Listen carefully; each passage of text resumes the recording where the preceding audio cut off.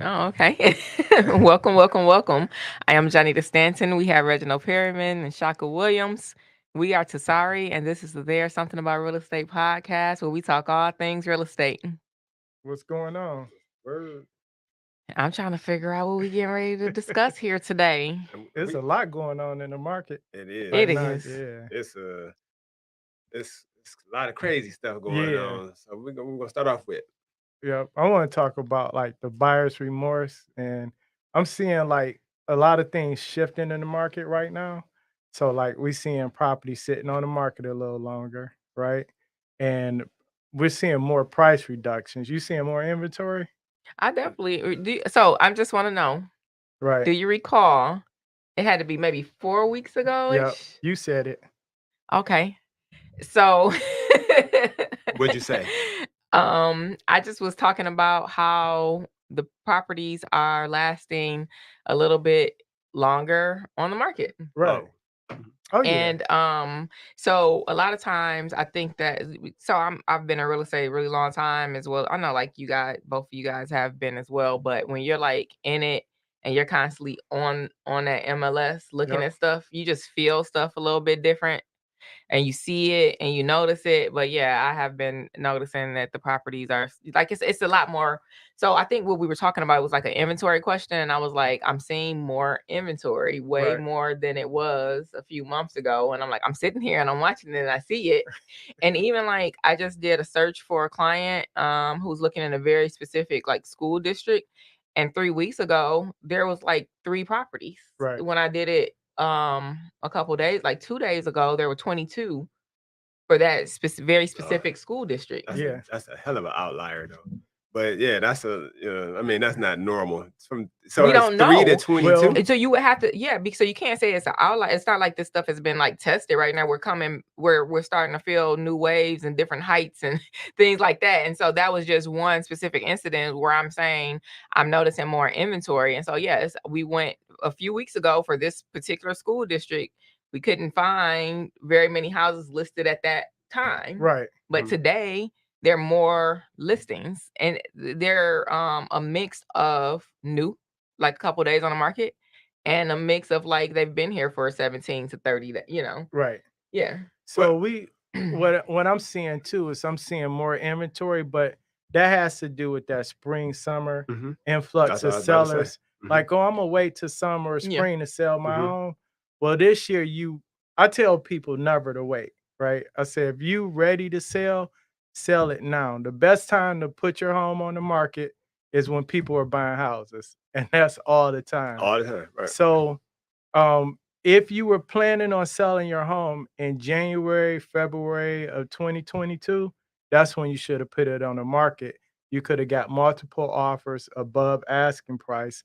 Now it's not that market is no more, So hold right? on. So are y'all saying that it's increase in inventory in in this time last year, or y'all saying increase of inventory No, since the like with beginning of like the a year. what that always happens every year Well, in the summer months the inventory increases. That's right, like the but cycle. what we're saying is the combine with the when you combine that with the increase in interest rates. Mhm. So it's not right now, it's not normal from what we've seen. It's not normal to have a home on the market for 3 weeks. So we talking about two different things. So we're talking about inventory and we're talking about time on market. All of it combined. Okay. She So specifically said inventory so inventory always these is are the months where inventory exactly, increases after you got your January through April, right, right? Which is when the inventory is building up to right, be able to come on the market for right now. So of course we're going to see that's I think every year we're going to see an increase in the summer months of inventory. right. But So the point I was making too, because mhm, Jaja always talk about the shift, and we was talking about the shift in the market, mhm, is so in some areas you had 13 buyers per home, mhm, right? So if there was only 3 homes available and it's 13 buyers per home, mhm. then all of a sudden there's 15 homes available. Shouldn't those homes still have sold within the first week, considering how many buyers were in the market? Mhm. So what we're seeing now is those homes aren't selling in the first week. They're selling 2 to 3 weeks later. When you combine that with the increased interest rates, there's definitely a shift in the market. And what Jaja was saying, by being active and paying attention, you can feel the shift while it's happening and not looking back or like, what happened, last minute. For sure. So yeah, I already talking about two different things. So we're talking about Yeah. the inventory, right? That's on the market that we have seen an influx of or more of since the beginning of the year, which Right. we understand happens because of the time of the year that it is. So that happens. I think we had this every year, right? Pretty much Right. historically. And then then what Jonnita's talking about is well, she mixed it in a little bit, but you're talking also adding on to that the fact that our inventory. So when we talk about the shift, right? Yep. We talk about the shift. We Right. talk about we're still in a seller's market. Yeah. So technically, Yeah. so we're still so there's really not it really hasn't been a shift yet. However, let me get to what I'm saying. Right. There's, I mean, Yeah. because in order for it to be a shift, it would have to go from a seller's market to either a balanced market or a buyer's market, right? Right. But the That shift hasn't happened the yet. shift comes during the transition though. Well, that's So the like balance. That's if what we're you're talking about too. yeah, that's what we're balance. saying. Like we're in the beginning stages of that shift. I don't know if we'll go to a full buyer's market even in the next year. So that's not a shift. But then. yeah, there is a shift in the market in general. It's just not shifting from sellers to buyers, but it's a shift in the market overall. So Yeah, due to inflation, due to the interest rates, due to different things, it's causing, shifts. People are Right. asking themselves different questions when it comes to listing a house, when it comes to buying a house. So yeah, summer may typically bring a lot of listings, but you got some sellers that's like, okay, well, if I put my house on the market, where am I going to go to? I can't buy. Like people think that they can't buy another house. Uncertainty is what you're describing, right? Uncertainty in the market. But let's get back to this shift that we were talking about. Right. Though. So But all these Get back things, to the but shift. that uncertainty is what's going Right. to cause the complete shift. We won't know what the complete shift was until we out of it. Well, no, you Yeah, know, but- no, you're gonna know. So wait a minute. For it to be a shift, it has. So listen, let's say this. For it to be a shift, it actually has to shift. We can't say we can't say that we see some market trends, something trending a certain way, but I do see it trending towards a balanced market, right? I mean, I think that's what we described. What's the difference between trending and shift? Well, because it has to get there. Aren't they synonymous terms? No. So if you don't get to the balanced market, so if we're still in the seller's market, right? Reggie just said he don't know that we actually gonna make it to a buyer's market here in this next year. In the next year. So that means that we're still in the seller's market. In order for it to be a shift, we got 3 gears, right? Seller's market, balance, which is neutral, and then your buyer's market. I think that's where we're going. We're going to a balanced market. Balanced market. This is you think we are going this there. is normal. Yeah. Like the idea that every home should sell in the first week, that's something that happened over the past 4 or 5 years where people just got used to that happening, right?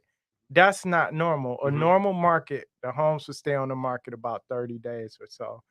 And when we're saying shift, so in my definition of shift doesn't mean to switch from buyers to sellers or sellers to buyer.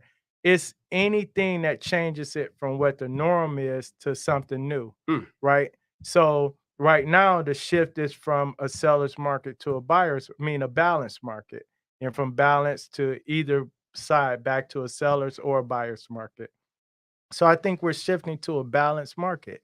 And you're saying that because of days on market? Days on market, increased interest rate, and more inventory. But do we still collectively? But do we still have more buyers than we have inventory? Yeah, we do. So we still got. So we still got more. If it's still more demand than there is product, then I don't see how we're going over there. You giving? Because when I look at a shift, I'm looking at it from first gear all the way up, right? I'm not waiting until we're doing 80. I'm looking at, okay, we started at 0, we at 20 now. So let's adapt to 20 and see what's going on. Where are we going from here, right? Some people will look, okay, we started at 0, and then they'll wait till we get to 80 and be like, oh, we're going fast. right? And I'm like, nah, you should have known that when we got to about 30 or 40. So when I speak of shift, I'm talking about there's little subtle changes that happen. You don't even know you boiling in the water yet. You know what I'm saying? I want to That's what I'm pay talking about. attention to every degree as it's happening. So, but you So don't we're want to. shifting, put it that way. But some people, like a lot of these people, which is the article that we shared, some Yeah. people will, before you even get to going at all, they get Yeah. to imagining the shift because certain Yep. things are happening, right? Right. And just because certain things are happening doesn't mean that there's an actual shift. So that's where you have the knee-jerk reaction, where you got people saying, Right. I'm not going to buy right now because such and such is going to happen. Yeah. Because they waiting on that shift that's probably, or maybe 3-4 years from now, or may not even happen. Right. You get And what it's I'm gonna saying? cost them Yeah, more. I've been hearing people just constantly like, oh, we're gonna wait until the bottom falls out. Yeah, because they're You're gonna expecting be this waiting. shift. Right. So that's my point. That's why I want to be careful with using the word shift, because that's what they're waiting on. That's what they're looking for. Those Yeah. people that we're talking about are listening to everybody saying that there's going to be a shift and expecting something based on us using that word. I think there's a change Right. occurring for sure. You know what I mean? Like on days on market, but I just don't see the shift I'm occurring. just trying to figure that's out why- shift, trending. Well, days that's on- why. or, That's like, why. they're- Well, I explained it to you very so for our listeners, so that they understand exactly what it is I'm saying. So a shift, I feel like we have 3 gears. I said that, right? We have the seller's market, Right. we have the balance, and we have the buyer's market. In order for there to be a shift, you have to go from one to the other, right? Right now, we have our days on market are longer, but we still are in a seller's market. Reggie is saying that Right. he thinks that we're we're moving towards a balanced market, Right. but we haven't gotten there yet. And what I'm saying is, no, and Reggie's saying he's being proactive in thinking his thoughts, right? Right. Based on signals that you're talking about, like the days on market, right? Right. And the interest rates and stuff like that. And I'm saying, all right, yeah, even with that, I still don't know that we're going to shift to the balanced market, because we still have even though you see an increase in inventory, we still have higher demand than we have houses. Typically, in order for that shift to occur, the demand has to go down. So if the demand, do y'all think the demand has gone down? No, not at Yeah. all. So where is the shift at? Well, so I want to say this. So when we talk about, I get what you're saying. You don't want to give people a false expectation and hope that, oh, it's going to crash and I can buy a $200,000 home for $100,000. That's not going to happen, and that's not what I'm saying. What I'm saying is, and you got to keep in mind too, just because the market shift from sellers to a buyer's market doesn't mean the prices are going to drop, right? Because when you look back over time, even when we were in the buyer's market, except for the recession, prices really didn't drop. They were still appreciating. Because if I'm a buyer, you got to think about this. If I'm a buyer and I bought a home back in 98 and I seen that it was a buyer's market, why would I buy if prices are still going down? Right? No buyer in their right mind is doing that. So even when it was more of a balance or more of a buyer's market, prices still wasn't going down. Even in the REO market, when we were in a recession, the prices, they dropped real quick and they just start climbing up. People was buying homes for like 40, 50,000, and then 6 months later they was worth 50 or 60. You know, they would go up during that time frame. So it's people always trying to time the market, and it's really And hard you don't to have do a crystal that. ball. So Yeah, it's that's really why, hard to yeah, do that. that's But there are subtle signs to say, okay, there may be an opportunity here now, and maybe I want to act now, because this can go either way for me in the future. Oh. So I want to talk a little bit about that. What you just said, the acting now versus waiting to act. Yep. Because so this talk of a shift, so for me, whatever a shift is, I don't think it means that it's a buyer's market or we're about to go to a seller's market, or like the shift is going to be, it could be a number of, it can involve other things. It's not just like, oh, it's going to stop being a seller's market. Like what? I mean, well, what would classify that as a shift though? because a shift normally means a change. Yeah, exactly. So any Like change. overall, like an overall change, All like a right. change in the actual market in terms of, like we just said, Supply and yeah, demand, But supply and it's demand, gonna yeah. who be it's has there's more no specific control. type of Right. change. So there's gonna be a change, or the change is coming. A shift can mean different things to different people. Yeah. So a shift could be interest rates. Okay, we went from a 3% to a 5.5%, right? No, That's a shift. no, it's not, because that interest rate change, that's an interest rate change, and that's all it is. Right, but I'm But that saying that's could, a shift to a certain market of people, but it right? could In the mortgage impact the industry, that's market. a shift. It could impact the market, which could then chain reaction and cause a shift. Well, But the change is you're not a speaking shift. primarily from a real estate realtor. Correct. I'm talking if you're in the mortgage industry, Oh, okay. that is a shift, right? We were writing loans at 3%. Now we're writing them at It's a 5%. change. We're doing That's a mostly shift, refinance. right? Now we're doing mostly purchases. Yeah, Like we go it, from I am speaking. So we're speaking straight up in regards to what people, what the listeners could right, expect in the market. That's what we're talking about, right? We're talking right, about, so when we're talking about shift, when people, I'm gonna call them regular people, people that the don't have average information, the consumer, average the Layman. person, average the consumer, average right, consumer is talking about a shift. right. They are thinking, when it's getting ready to be my turn. I don't identify as people. Right. No, how you gonna handle that, Right. Shocker? Well, they talking about human, right? We Right. are human. I don't So, identify. No, I'm just so playing. Silver. Right. they're talking about, they're thinking that the market is, they're talking about a crash because the shift that they can most recently remember is Right. 2008. Yeah, so they coming from a post-traumatic stress mindset of Yeah. a recession. But see, that's why we record these podcasts too, Mhm. because like there's a difference between when you look at the media, like you'll probably watch something on the news and they're talking about something that was going on 6 months ago when it comes to real Right. estate. Right. So it's like we're already out of that market, Mhm. right? They're just not talking about it. The general public is getting that information and they're acting on it. Then when they come to us and they say, "Oh, I'm looking to buy a foreclosed property." Well, how many foreclosures are actually on the Right. market?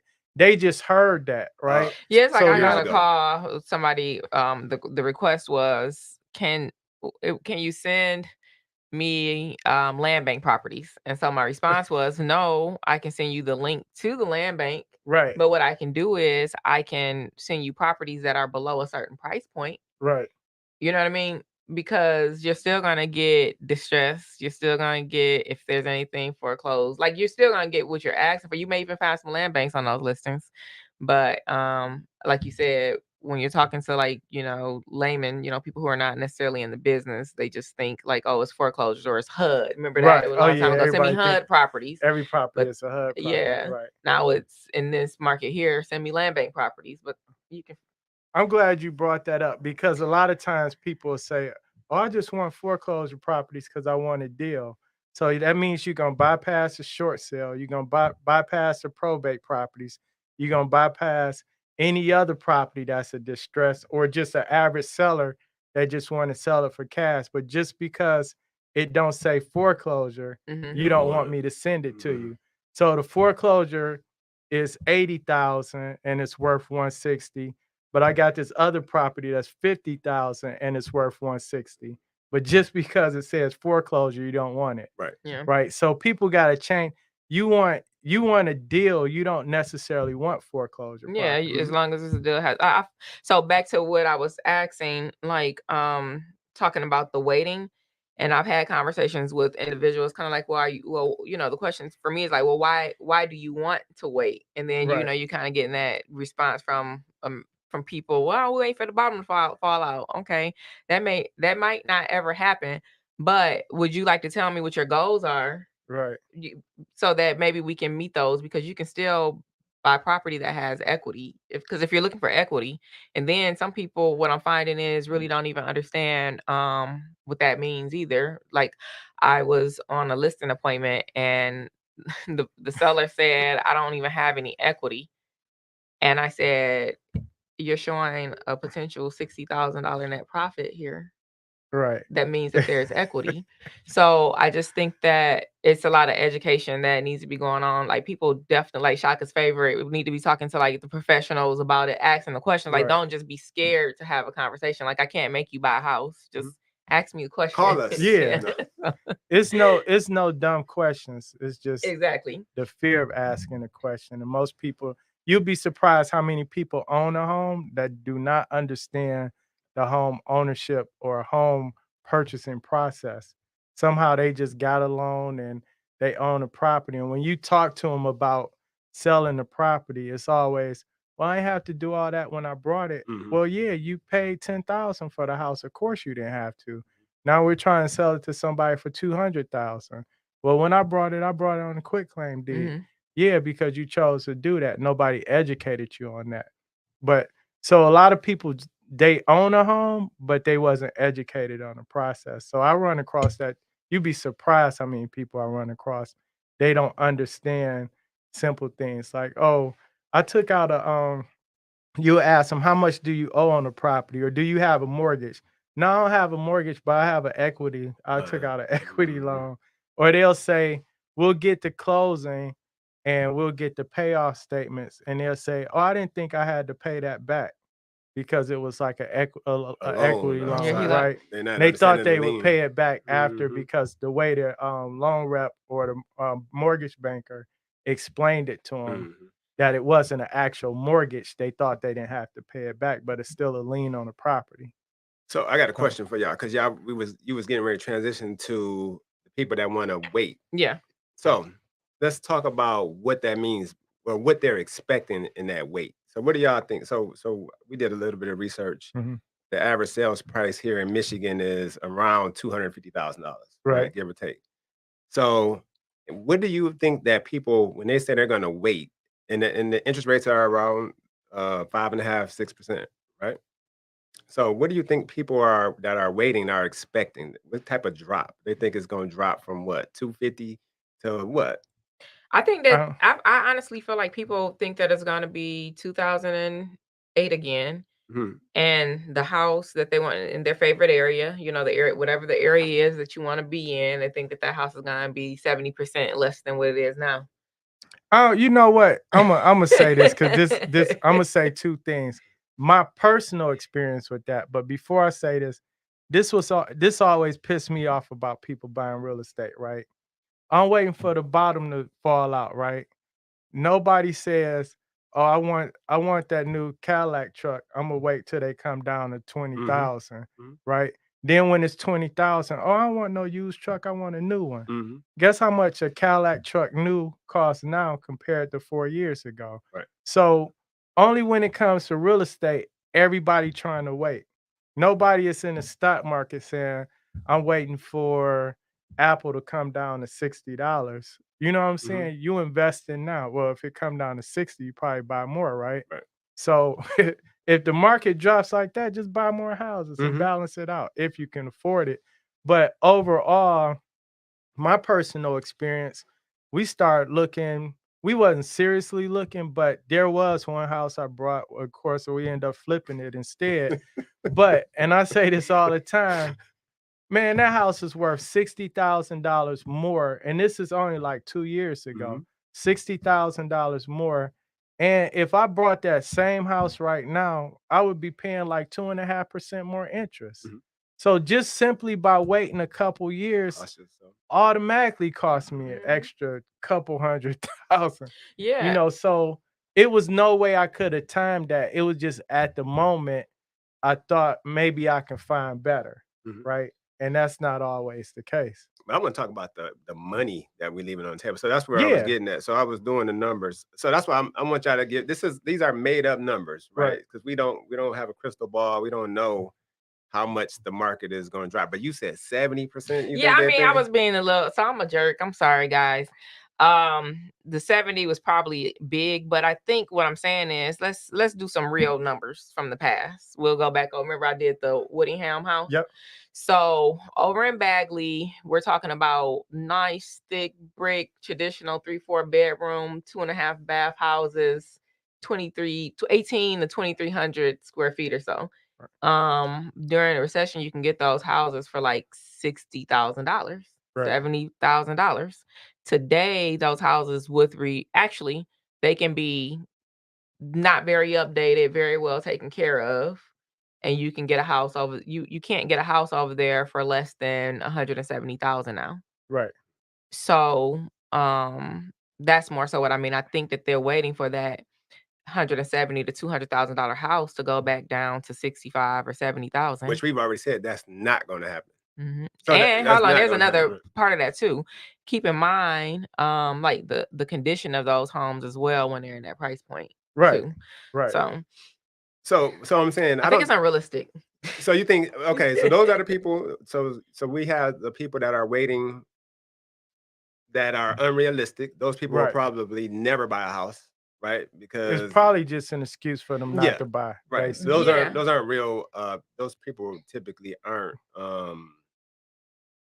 They're probably not gonna buy a house, right? Yeah. So, but then you got people who are hearing other people say this, and they're really expecting a change, right? And because of interest rates and stuff like that, right? So, what's the realistic? We want to say 10 to 20%. 30 price. I think that's so we can't find that. Only time you can find 30% reduction is in 2008 historically, or other than like in the 70s before we was born.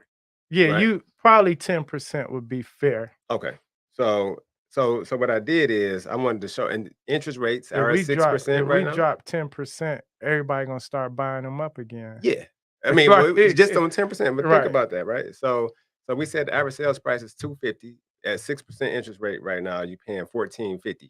Right. Right. So now we think that interest rates may continue to increase, right, based on inflation. Yeah, I agree, or yes? Over time. Yeah. Over time. So what do you think that it can? Where this is us just shooting the shit. We don't know any of this. Right. I'm just giving them a scenario in which they're expecting to happen that nobody knows if it's going to happen or not. So let's say that the price drops to $225. Right. With that price dropping at $225, interest rates probably increased, which is contributed to that price drop. You would agree? Yeah. So what interest rate? Where 7%, 8%? I would say I don't think we'll see more than 8% probably in the next few years. I don't think. Let's do 8. Do 8. Worst case scenario. So look, you dropped the price. Yeah, and I cheated, so I went down. No, the 10%. Yeah, you just talked about. The 225. The 225. Right. At 8%, you paying $1,600. Right. You paying $150 more for the same house because you decided to wait based on you thinking that you was gonna get the house for cheaper when you're not. Yeah, you got. So here's why numbers matter. Mm-hmm. People never do a deep dive. This was why a lot of people, including myself, sometimes you get in trouble financially. You're looking at the price, not the cost. Mm-hmm. The price dropped to $225, but it's costing you more to own that property, and that's simply it. Over long term. Now, if you're only gonna stay there a couple of years and you're not gonna pay all that interest, yeah, you might be all right. But now you in a situation where you probably can't sell it because you don't have enough equity. Mm-hmm. But and then you can still, for the people, and so I have spoken to people who had those mindset. We've had conversations, and they're getting ready to close on houses. So I think that sometimes those people that have those mindsets, they will buy a house. But then I also think that you have to know you can still buy property at 10% less too, or at a discount. Like there's still opportunities for that. You just have to be willing. Like I think it's the turnkey stuff. People want the new, I want my house to have a new roof and all new HVAC, and I want the plumbing and electrical to be updated, and then you still want discounted. Right. Like you're gonna always pay for that.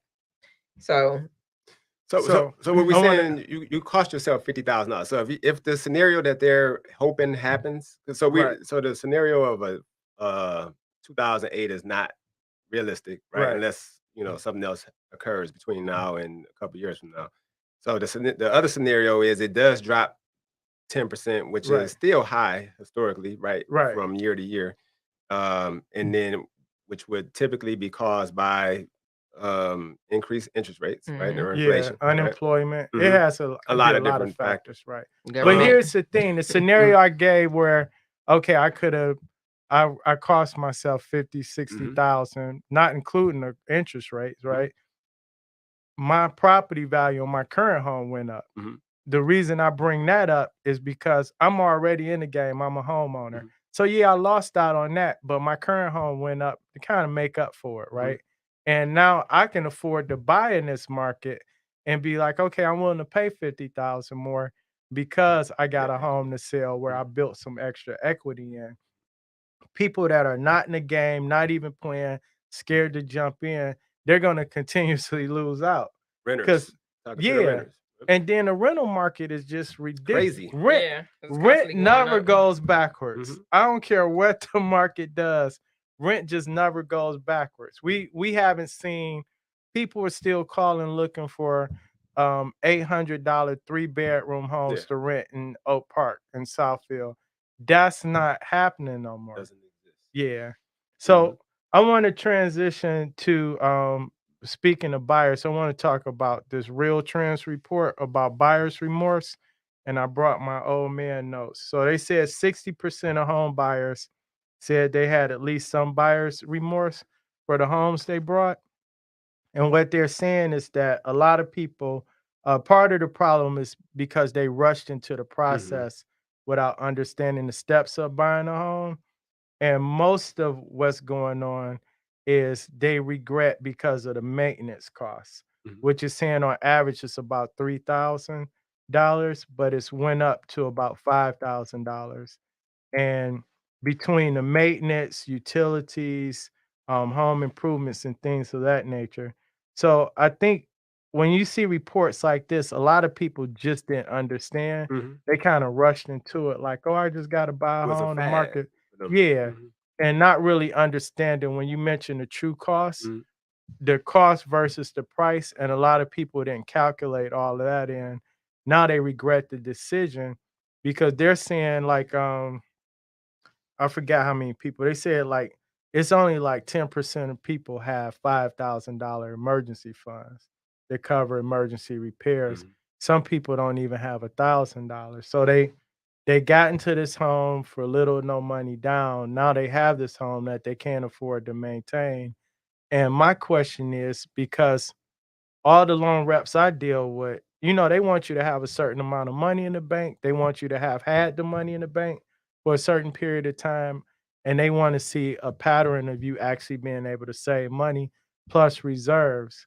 So we get back to a buyer pool that's just barely getting in the house. And not only are they barely getting in the house, they're overextending themselves. Because we all know if someone qualifies for 275, they not buying 225. They buying 275, right? Yeah, but I think that they're not overextending themselves. They did show, so they got qualified for that because that's what they could afford if they lived at or below their means. So it's stuff that's got to be cut out, right? Well, let me say this. I want to say this to our audience, right? Just because you qualify for it don't mean you can afford it. Exactly. There's a big difference. Being able to afford it means that you can own it, maintain it, and keep it until it benefits you. If you qualify for it, but you don't have $1,000 put away for emergency repairs, you probably can't afford that house. Yeah, or so I think what people do, they go on a strict budget during the process of buying the house because they got somebody holding them accountable, right? And then when they get the house, they try to go back to what they were doing prior to the house. Nah, you got all the stuff, when you wasn't applying for credit cards and when you wasn't buying and spending and you the wasn't money, eating out every day. You got to keep on doing that so that you can maintain your house. Right. You know what I mean? So Right.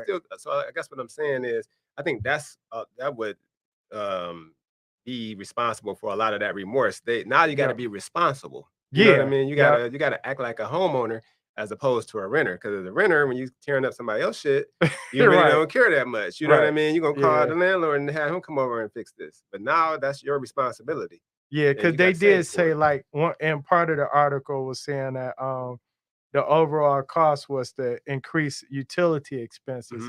They didn't expect, especially people coming out of an apartment. So it's like, but you had to know, like coming out of a 600 square foot to a 2,000 square foot that the heating bill is going to be higher, right? So I think it goes back to lack of education, and now a lot of people are regretting their decisions. But I personally think some people feel like they overpaid for a property because they were emotionally attached to that bidding war. Yep, that's what Yep. I was sitting here thinking. I'm like, I think that some people are completely okay with winning that bid. They be happy, and 10 years later, they be still loving their house and Yep. happy. And then you have some people who don't understand the difference between like I won the bid versus I negotiated my transaction. Right. And you can still, negotiate your transaction. You just have to understand that you may not get that particular house, and then being patient and have an understanding with what you will get versus trying to win the bid for something that 30 other people really really want because everything is new in it. Like I'm experiencing that people are taking for granted the equity position that they can still have when they buy something in that same area that maybe Right. needs some paint and some carpet. Oh yeah, yeah. Or I could, like you said, I could have brought the house around the corner for 20,000 less. It just wasn't updated, and I would have had to paint it myself Mhm. versus buying this that's move-in ready and all nice, but 20,000 is 20,000. Yeah. Mhm. Yeah. It is. So And then you yeah. probably can and you probably can negotiate that too, down some. You probably Right. can get, cost. It's crazy. I got something right now. I still got to talk to Shaka about where I'm looking at. One of our clients wants to put an offer in on a house, and I haven't done it because I'm like, I Hey, I'm don't. I sent them like I gotta call them. I sent them like probably 15 other houses that are way better. yeah, But I think, for me, it's the same conversation. Like, look, if you really want to buy this house, that's great, but we got to make sure you get money for the repairs. They want, a lot of these listings that we're seeing now, and I don't know if it's just here for this area or if it's abroad, but you're getting a lot of the you have to assume the city repairs, the right, repairs that the city want done on the house before you're to move in. And so then it's kind of like, okay, that may be possible for people who have a cash reserve to go in and make those repairs. But if you don't have that cash reserve, we might need to pull back a little bit. right. Yeah. So, Well, I'm noticing one thing too before we wrap up is now I'm seeing more buyers flake out before the deal even closed. Like I had one agent sold my listing, the buyer just disappeared. It's like, I don't know where the buyer's at. I called a loan rep. The loan rep, like, yeah, I've been talking to the buyer every day. So he didn't know the buyer's agent hadn't communicated with me. From the loan rep's understanding, the buyer was still in the market shopping, right? So basically what happened was the buyer had changed their mind about buying the property up front, and he's like shopping for a lower price point now. Mm. So, and I've had two buyers walk away on listings. They're just like, no, we don't. yeah, we got a couple Well, things to they talk gave about. up their I EMD and They gave it up? everything. Yeah, they was Okay. just like, we just changed our mind. So, but What was the EMD? There was like one 1,000? was 3,000, Oh. one was 1,500. Oh, So I mean, but the way they felt was like, hey, I'll give up my EMD now because I'm making $160,000 purchase that I don't want. And smart. then they went and brought a cheaper house, pretty much. I think that's Yeah, I think it's yeah. smart. That's an intelligent decision, right? Yeah, So I think that brings us almost to the wrap up, right? I know you're That's wrap what us I was up. about to be like, it's But a wrap. but yeah, you need to hire a realtor and that is not broke.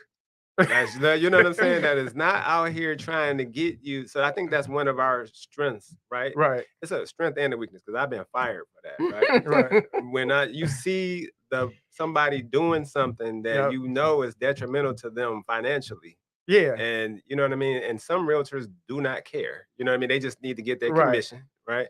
But you have realtors, other realtors who are actually trying to make, do what's in your best interest, give you the best information that they can based on right.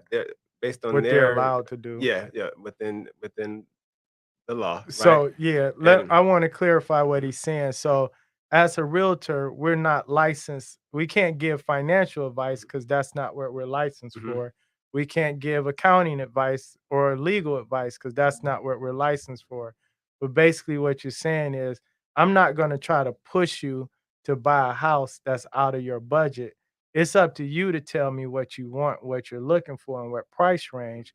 But as a professional, we need to have that deep conversation. Like, what are your needs versus your wants?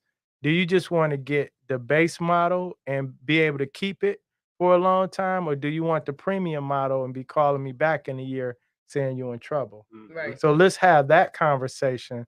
And then maybe I'll say talk to a financial advisor. Well said. Because again, you qualify for it, but can you afford it? Right. That's a different conversation. Period. Yep. That's a wrap. All right. We went a little longer. So what's our are we hanging up? I gotta